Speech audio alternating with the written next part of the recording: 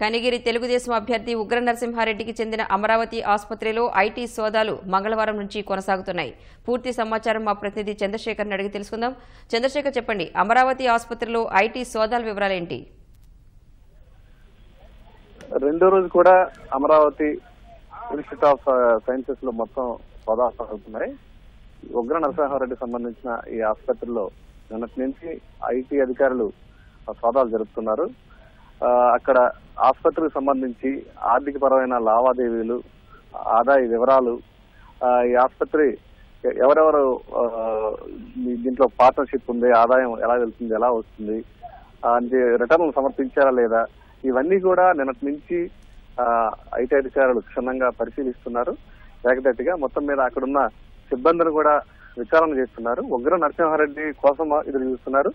అయితే ఇంకా ఆయన ఎన్నికల ప్రచారంలో బిజీగా ఉండటంతో ఇక్కడ రావడం సాధ్యపడలేదని భావిస్తున్నారు. మొత్తం మీద రెండో రోజు కూడా ఈ ఆర్థిక మూలాలకు సంబంధించి ఆసుపత్రి నిర్వహణ, తర్వాత ఈ ఆదాయ వివరాలకు సంబంధించి వీటి ఫైలును పరిశీలిస్తున్నారు. ప్రస్తుతం అయితే ఇంకా సోదాలు కొనసాగుతున్నాయి.